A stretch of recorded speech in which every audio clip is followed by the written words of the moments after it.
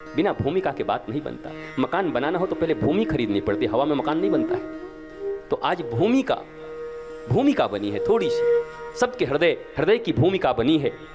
अब सब मानस तैयार किए हैं, नहीं जो बड़े कठोर वाले हैं गुरुजी, कड़वे हैं, ठीक समय से चले आना और बैठ जाना तो माल मिलेगा। और पक्की बात है मेरी माँ, आज आप जैसे हंस रही हो, मैं फिर से तीसरी बार कह रहा हूँ, 7वें दिन तो आप इतने मुस्कुराते हुए जाओगे और आंखों में आंसू भी होंगे कि काश ये 7 दिन नहीं 7 जन्मों तक ये कथा चलती रहती, हम आनंद करते रहते, मौज करते।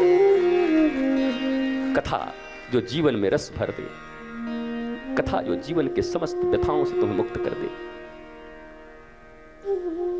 नारद जी ने भक्ति माता को वचन दिया कि मैं तुम्हारे पुत्रों को जवान कर दूंगा। तो नारद जी फिर गए, सनक सनंदन इत्यादि से मुलाकात हुई। उन्होंने कहा शुभ कर्म करो, सत्कर्म करो। सत्कर्म क्या होता है? बोला भागवत करो। भागवत सुनाया और भागवत जब श्रवण हो गया तो भक्ति माता भी आ गई नृत्य करते हुए और ज्ञान और वैराग्य भी जवान हो गए। कहने का तात्पर्य यह है कि जो काम वेद न कर सका, जो काम वेदांत न कर सका, जो काम सिद्धांत न कर सका, जो काम गीता न कर सकी, वो श्रीमद् भागवत कर गया। यह है भागवत की महिमा। इसलिए तुम्हें कह रहा हूं, यह श्रीमद् भागवत कोई साधारण चीज नहीं है। एक सब्जी बेचने वाले के पास एक छोटा सा पत्थर था, चमकता हुआ, उसी से वो धनिया और मिर्ची बेचा करता था 10 वर्षों से। एक दिन एक आदमी आया, बोला भैया ये पत्थर मुझे दोगे? अरे बोला ये तो 50 ग्राम का पत्थर है, मैं क्यों दे दूं? बोला मैं तुम्हें इसके 5000 रुपए दे देता हूं। बोला 5000? और ये तो 10 रुपए का भी नहीं है। बोला नहीं मेरा मन है, मुझे दे दो। उसने उसे लिखवा लिया कि बाद में कचकच नहीं करोगे। एग्रीमेंट साइन हो गया, 5000 रुपए दे दिए, पत्थर ले लिया। सब्जी वाला हंसा, भैया ये तो बताओ इतने मूर्ख तुम कैसे बन गए? बताओ 5 रुपए के पत्थर को 5000 में ले जा रहे हो।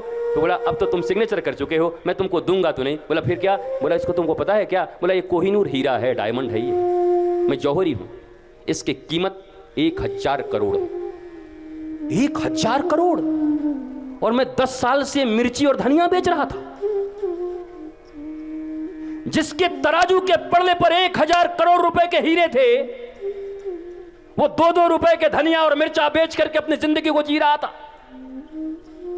क्योंकि उसकी पहचान नहीं थी उसके पास, उसके महत्व को नहीं जानता था। जौहरी आया, महत्व को पहचाना, 5000 में 1000 करोड़ की संपत्ति खरीद के ले गया। मेरे माता पिता, मेरे प्यारे भाई बहन, श्रीमद् भागवत की अगर महिमा को तुम न समझोगे तो श्रीमद् भागवत की कथा सुनने में तुम्हारा हृदय न लगेगा। श्रीमद् भागवत क्या क्या कर सकती है इस जिंदगी में। वास्तव में अगर श्रीमद् भागवत की कथा का श्रवण कर लिया जाए हृदय से, तो ऐसा कौन सा जीवन में समस्या है, ऐसी कौन सी तुम्हारी डिमांड है, ऐसे कौन से तुम्हारे डिजायर हैं जो तुम्हें नहीं मिल सकती, तुम्हारी कौन सी इच्छा पूरी नहीं हो सकती। इसलिए प्रथम दिन श्रीमद् भागवत की महात्मा को सुनाया जाता है। महत्व न जानोगे तो महत्व दोगे कैसे?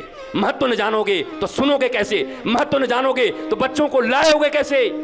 तुम्हें तो अभी यही महत्व समझ में आता है कि फोन आता है तो फोन की तरफ देखते हो, बाजार कोई ले जाए तो बाजार चले जाते हो, 500 रुपए वहां खड़ा होकर के कोई बांटने लगे तो कथा छोड़ करके 500 रुपए लेने चले जाओगे। और तुम कहते हो मैं गोविंद का भक्त हूं, तुम कहते हो मैं भागवत का भक्त हूं, तुम कहते हो भागवत में श्री कृष्ण विराजित हैं, तुम कहते हो भागवत हमारा ग्रंथ है, तुम कहते हो मैं सनातनी हूं, तुम कहते हो भागवत हम 10 बार सुने हैं। तुम्हें तो इतना भी महत्व मालूम नहीं। शीश दिए जो सदगुरु मिले यहाँ तो भी सस्ता जान। शीश देने का अर्थ है सर काट मत देना, नहीं हमारे ऊपर मुकदमा और 302 का हो जाएगा। कई गुरु आया था आत्महत्या के लिए, लोगों को प्रेरित कर दिया, लोगों ने अपना सर काट दिया इसके चक्कर में, बाकी की जिंदगी हमारी जेल में गुजरेगी। शीश दिए जो सदगुरु मिले यहाँ तो भी सस्ता जान। शीश का अर्थ ये है, ये इतना, ये दोनों आंखें, ये नासिका, ये जिह्वा, ये कान गुरु को दान कर दो। देखो तो उनकी आंखों से, जैसी दृष्टि वैसी सृष्टि। सुनो तो केवल उनकी महिमा। कोई सुंदर चीज दिख जाए और मन आकर्षित हो जाए तो अपने गुरु से सीख लो, जिसकी रचना इतनी सुंदर वो कितना सुंदर होगा। रूप में आसक्त होते हो, जरा सोचो, एक बूंद श्री कृष्ण ने छलकाया है तो सारी दुनिया बन गई। इसी में ऐश्वर्या भी बन गई, इसमें सुस्मिता भी बन गई। श्री कृष्ण ने एक बूंद छलकाया है। He is not beauty, he is beauty incarnation. सौंदर्य वहां से निकलता है, वो सुंदर नहीं है, सौंदर्य की खान भी नहीं है, सौंदर्य प्रकट होता है वहां से।